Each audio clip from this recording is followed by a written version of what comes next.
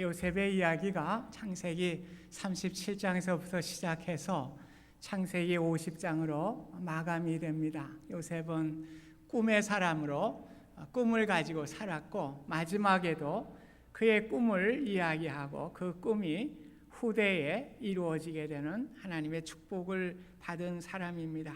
요셉은 자신이 보냄받은 인생이라고 하는 그 꿈을 가지고 살았습니다. 그래서 그 꿈이 하늘나라에 있었고 가나안 땅에 있었기 때문에 애굽이라고 하는 이 땅에 소망을 두지를 않았습니다. 비록 죄악 많은 세상 애굽에 살고 있었지만은 하나님이 약속하신 가나안 땅에 들어갈 소망을 가지고 그는 살아갔습니다. 그래서 오늘 25절 말씀 보면 하나님이 정녕 너희를 권고하시리니 너희는 여기서 내 해골을 메고 올라가겠다 하라 하였더라. 여기 보면 이 권고하겠다는 말이 있습니다. 이 권고라는 말은 원 의미는 반드시 찾아오신다는 말입니다. 찾아오시다. 이 정령이란 말은 반드시란 말이죠. 그래서 하나님께서 반드시 너희를 찾아오신다. 애굽의 종살이를 하고 있지만은 하나님께서 반드시 하나님의 약속에 의해서 찾아오셔서 너희를 애굽에서 건져내시리라. 그때에 내 해골을 메고 하나님의 약속의 땅 가나안으로 인도해 달라고 하는 간절한 유언이자 부탁을 하게 됩니다. 여기서 해골이란 말은 뼈만 이야기하는 것이 아니라 그의 얼과 넋과 정신과 신앙과 모든 영적인 것을 포함하고 있는 것입니다. 이제 애굽에 내가 장사되지만은 나의 영적인 모든 것을 애굽 땅에 묻는 것이 아니라 하나님의 약속하신 가나안 땅에 묻어달라고 부탁을 하고 있는 것입니다. 오늘 요셉의 인생은 하나님이 자신을 세상에 보내셨다고 하는 철저한 신앙을 가졌기 때문에 자신을 보내신 하나님, 그 고향 가나안을 소망하며 살아가게 된 것입니다. 요셉의 위치는 대단하죠. 바로 왕의 다음가는 실세입니다. 그렇기 때문에 그가 죽었을 때에도 큰 피라미드 무덤을 만들 수 있는 그런 사람이었습니다. 그리고 그 무덤을 자손 대대로 보여주면서 존경과 칭송을 받을 수 있는 그런 존재였습니다. 그러나 요셉은 크고 화려한 무덤을 그로부터 칭송받는 것을 원치 않았습니다.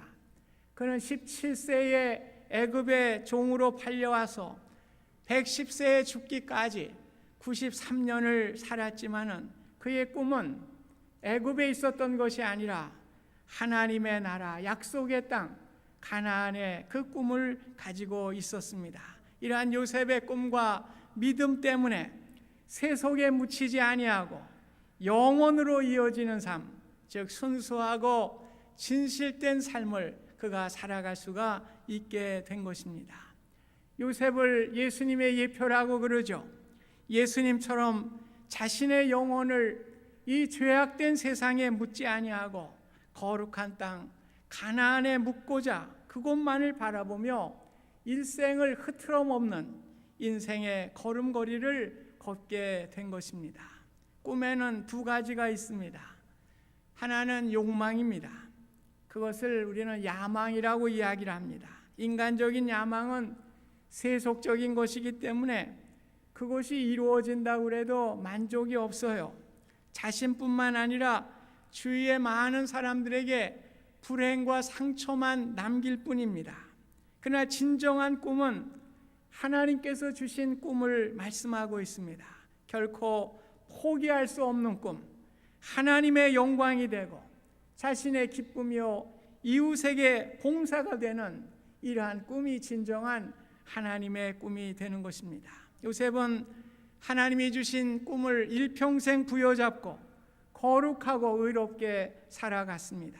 그 이유 때문에 보디발의 아내에게 미움을 받게 되고 감옥에 갇히는 고난과 어려움을 겪게 되었습니다. 그럼에도 불구하고 세상과 타협하지 아니하고 오직 하늘의 소망을 두고 주신 꿈을 품고 살아가게 될 때에 순결하게 살아갈 수 있는, 또한 그가 함께 하시는, 하나님이 함께 하시는 임마누엘의 삶을 살아갈 수가 있었습니다. 창세기 37장에서 50장까지 요셉의 일생을 한마디로 표현해 주는 말이 너희는 내 해골을 메고 올라가라, 이렇게 정리가 될 수 있을 것입니다. 요셉의 삶은 애굽이라는 세상에 살고 있었지만 그의 본향은 가나안이었습니다. 바울도 우리의 시민권은 하늘나라에 있다고 이야기를 했습니다. 우리가 돌아갈 곳은 종국에는 천국인 것입니다. 그래서 요셉은 자신의 삶을 팔려간 인생이 아니라 보냄받은 인생으로 살아가게 된 것입니다. 우리의 삶이 그렇죠. 하나님께서 우리를 이 땅에 보내주셨습니다. 그래서 우리가 돌아갈 곳은 하나님의 나라인 것입니다. 그렇기 때문에 우리는 보냄받은 인생으로 우리의 삶을 살아가야 할 줄로 믿습니다. 요셉은 총리의 자리에 앉고 경제적으로 부유하고 세상의 명예와 권세를 다 걸머쥐게 되었습니다. 세상적으로 보면 부족한 것도 없고 부러울 것도 없는 성공과 출세의 삶을 살았다고 할 수밖에 없습니다. 그러나 요셉의 삶은 세상의 기준을 두지 아니하고 온전히 가나안에 그의 삶의 기준을 두게 될 때에 하나님의 보냄받은 인생의 원칙을 가지고 살아가는 인생이 된 것입니다. 사도 바울도 마찬가지죠. 부족함이 없는 사람이었습니다. 그러나 다메섹 도상에서 예수 그리스도를 만나게 될 때에 그의 삶이 변화되게 되었습니다. 이 땅에 시민권이 있는 것이 아니라 하늘나라의 시민권이 있는 것을 분명히 알게 될 때에 그의 삶이 변화되게 되고 그의 삶이 의미 있는 삶으로 변화되어서 십자가를 달게 지고 주님을 따라가는 제자의 삶을 걸어가게 된 것입니다. 로마에 가시면은 카타콤이라고 하는 지하 묘지가 있습니다. 그 사람들이 로마의 박해 시대에 250년 동안을 동굴에서 숨어 살았습니다. 그들의 꿈은 이 세상에 있었던 것이 아니라 하나님의 나라, 천국을 바라보면서 자손 대대로 250년을 이어가게 되고 그곳에 700만 명이라고 하는 많은 사람들이 그 묘지에 그 동굴에 묻히게 되었습니다. 왜 그렇습니까? 세상에 나오면은 얼마든지 잘 살 수 있게 됐는데 그러나 예수를 부인하지 아니하고 천국의 소망을 가지고 살게 될 때에 250년이라는 긴 시간을 자손들에게 신앙을 물려주면서 천국의 소망을 가지고 살아가는 귀한 삶을 살게 된 것입니다. 신약성경 히브리서 11장 22절 말씀 보면 믿음으로 요셉은 임종시에 이스라엘 자손들에 떠날 것을 말하고 자기 해골을 위하여 명하였다. 오늘 히브리서 기자가 다른 거 기록하지 않았습니다. 요셉은 애굽의 국무총리였어, 또 높은 자리에 있어서 화려한 삶을 살았어, 이런 기사가 없습니다. 오직 자기 해골을 위하여 자손들에게 가나안으로 가지고 갈 것을 명하였다. 오늘 히브리서 기자는 그렇게 이야기하고 있는 것입니다. 무슨 말씀입니까? 세상의 영광이나 영화보다 더 소중한 것이 천국의 소망을 가지고 살아가는 것이라고 하는 것을 히브리서 기자는 우리에게 말씀해주고 있는 것입니다. 그래서 어떻게 됐습니까? 출애굽기 13장 19절에 보면 모세가 애굽으로부터 나가게 될 때에 요셉의 유고를 가졌으니 이는 요셉이 이스라엘 자손으로 단단히 맹세하게 하여 이르기를 하나님이 반드시 너희를 찾아오시리니 너희는 유고를 여기서 가지고 나가라 하였습니다. 네, 오늘 모세가 요셉의 유언대로 그 해골을 가지고 애굽으로 나가게 됩니다. 그리고 여호수아 24장 32절에 보면 여호수아가 요셉의 뼈를 세겜에 장사하는 모습이 기록이 되어 있는 것입니다.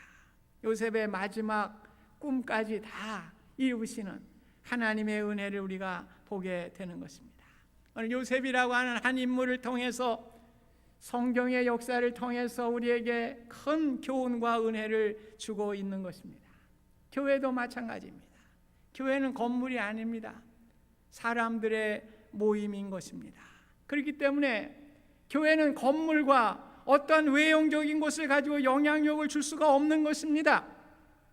오늘 우리 사람들을 통해서 하나님이 주신 꿈을 가진 사람이 얼마나 있느냐에 따라서 그 교회는 영향력이 있는 것입니다. 그 교회는 파워가 있는 교회가 되는 것입니다. 그래서 우리 교회에 우리 자녀들 가운데 우리 자녀들 중에 하나님의 꿈을 가진 우리의 자녀들이 많이 나온다고 하면 우리 교회는 축복받은 교회가 되는 것입니다.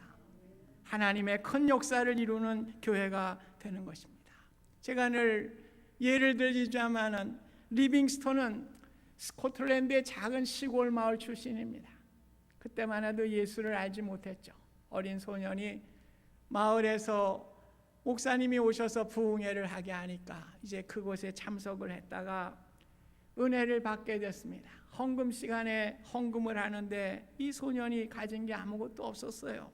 그래서 그는 하나님 앞에 서원하죠. 주님, 저는 제 모든 것을 주님께 드리겠습니다. 자기의 온 마음과 온 몸을 주님께 헌신하기로 작정을 했습니다. 리빙스턴이 34년 동안 아프리카를 탐험하며 29,000마일을 탐험했습니다. 그는 이런 하나님의 꿈을 이루는 것이었습니다. 그 지형을 통해서 선교의 사역을 감당하고 그는 이런 얘기를 했습니다. 내가 가지고 있다는 것은 무엇이나 하나님의 나라와 관련성을 끊는다면 아무 가치도 찾을 수 없을 것이다. 네. 모든 것이 하나님의 꿈과 연결이 됐습니다. 하나님과 관련을 가지면서 29,000마일을 탐험하면서 오늘 하나님의 역사를 이루게 되고 마지막 순간에 나의 예수, 나의 생명, 나의 모든 것, 다시 한번 나의 모든 것을 당신께 바치나이다 이러고 죽었습니다. 오늘 한 사람이 하나님께 드려지게 될 때 얼마나 큰 영향력을 주었습니까? 주님 오시는 그날까지 리빙스턴은 오고 가는 세대를 통해서 하나님의 영향력을 미치게 될 것입니다. 오늘 요셉의 이야기를 통해서 하나님의 꿈을 이루는 것이 그렇게 평탄치 않음을 우리가 알게 됩니다. 요셉의 삶 속에 닥쳐온 수많은 시련과 고통의 물결을 우리가 보게 되었습니다. 형들은 악으로 갚았지만 요셉은 선으로 갚았습니다. 억울한 누명을 쓰고 감옥에 들어갔지만 신실하신 하나님을 바라보면서 인내하며 그 때를 기다리게 된 것입니다.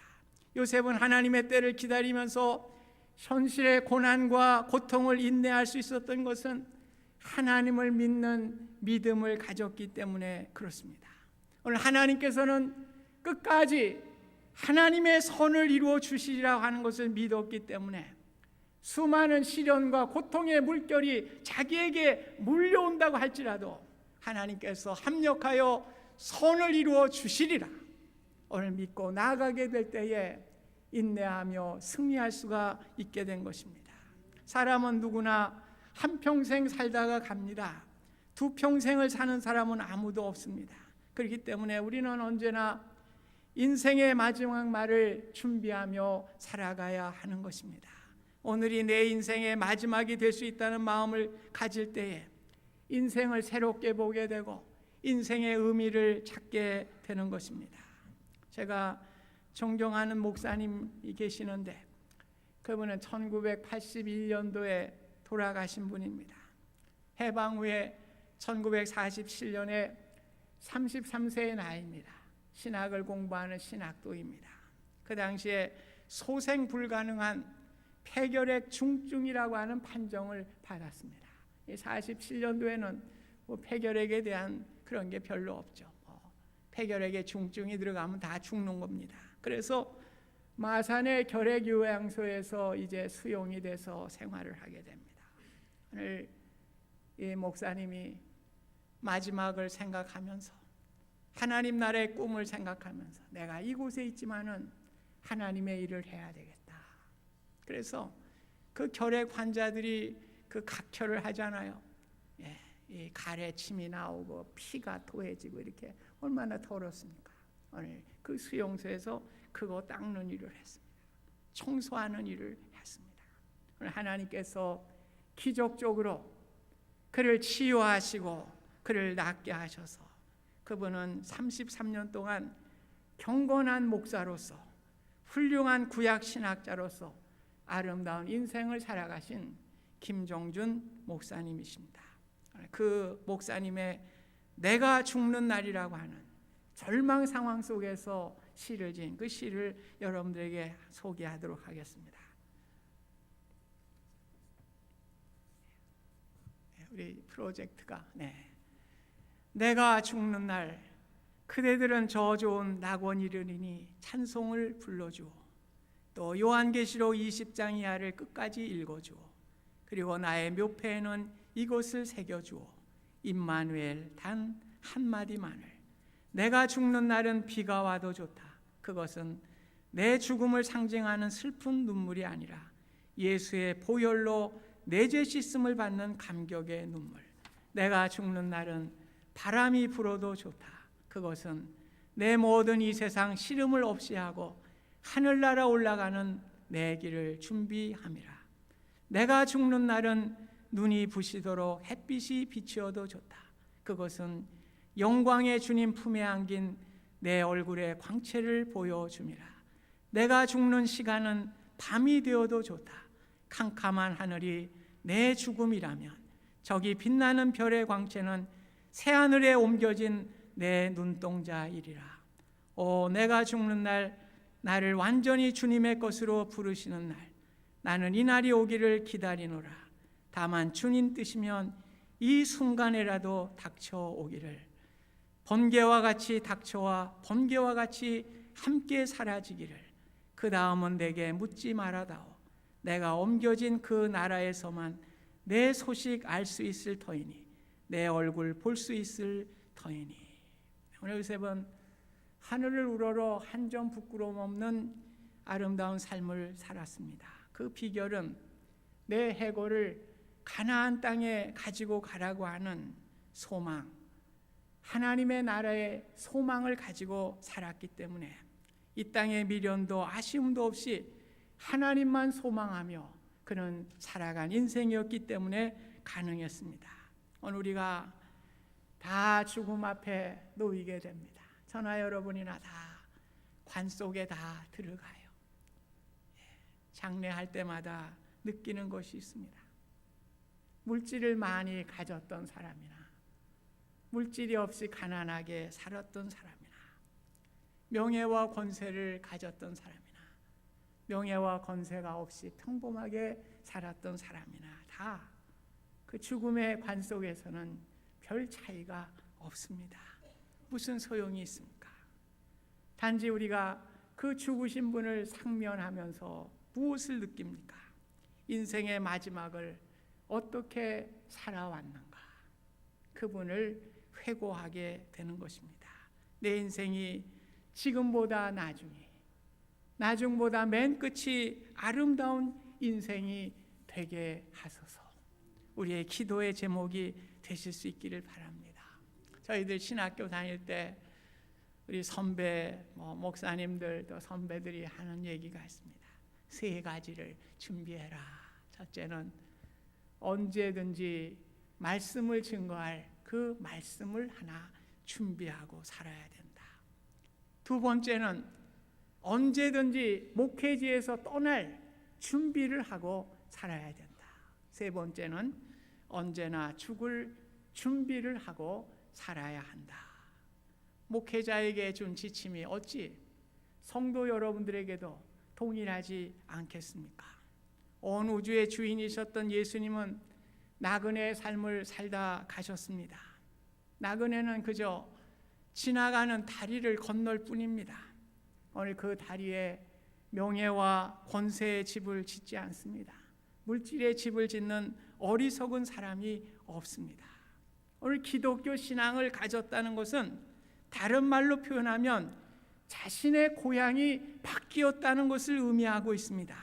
이전까지는 애굽으로 상징하는 이 세상이 내 고향이었지만은 신앙인이 되고 나서 가나안으로 상징되는 하늘나라가 우리의 고향이 되는 것이고 우리는 하늘나라의 시민이 되었다고 하는 자각이라고 할 수가 있겠습니다. 우리가 꿈꾸고 바라고 걸어가야 할 고향은 요단강 저편 가나안 땅입니다.